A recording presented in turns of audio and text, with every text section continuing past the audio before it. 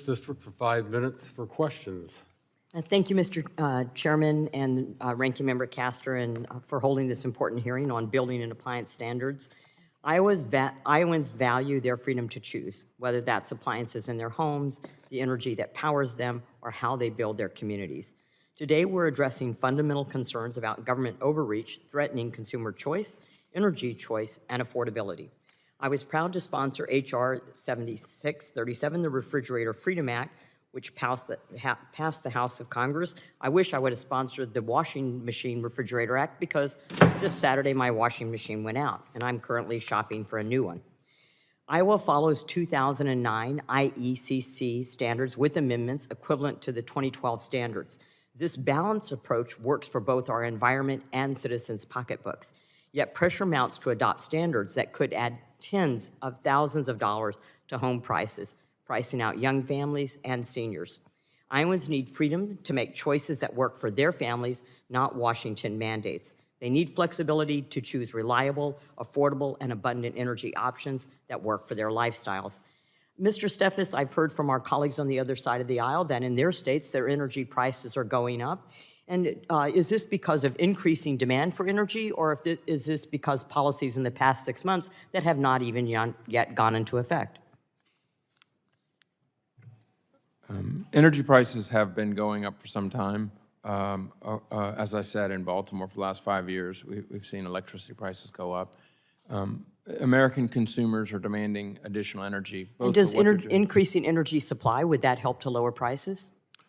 Additional supply, all else things equal, would lower prices. Thank you. Ms. Rinaldi, I noticed that when the question was asked if whether we need increased power, you were equivocal on whether or not we need increased power and increased energy. So is it your assertion that merely having more energy efficient appliances, which also cost more money, that will meet the demand that we need for energy?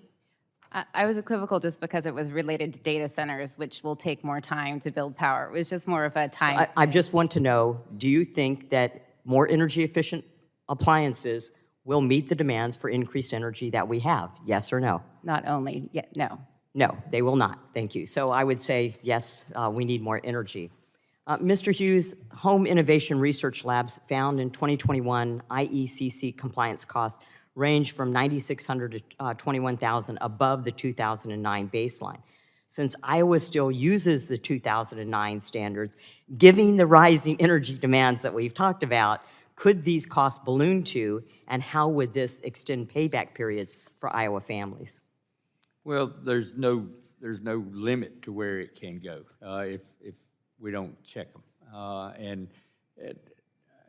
Again, it's about choice. It's about appliance choice, and I hate to keep saying cost, but regardless of the plan or regardless of the great things that are out there, we still have to keep them affordable.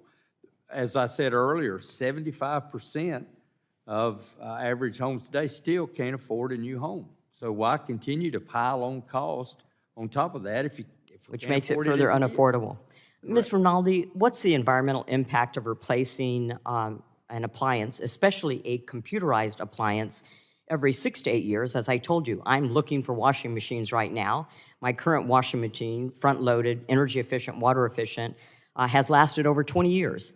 And as I'm shopping, I'm told these new energy efficient appliances that you want mandated, that they're going to last 6 to 8 years. So what's the environmental impact of replacing an appliance and the cost to families replacing it every 6 years instead of every 10 or more years? The environmental impact of recycling the appliance, is that what the question is? Of having to replace a appliance in a shorter duration because they're less reliable and they're less durable. Do you think there's an environmental impact, an impact to the landfill, an impact to computerized critical element devices that are in appliances that are being mandated when they last a shorter time?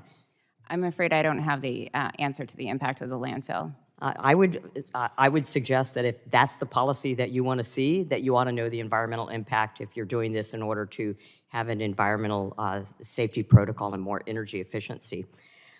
Mr. Hughes, as a U.S. Army veteran, I'm deeply concerned about our military families. The 2023 OMB report documented severe quality issues in military housing, mold, lead paint, structural problems.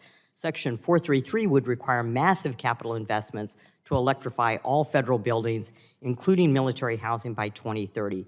Given that privatized housing companies are already struggling financially and military families are dealing with substandard conditions, shouldn't we prioritize fixing existing health and safety hazards before forcing expensive energy transitions that could divert resources from basic maintenance? And the general lady's time has expired. If you, could you answer that in a yes or no, or you could also respond to her in writing? Well, yes, but we will respond in writing. Thank you very much. Thank you very much. I yield back. Thank you. The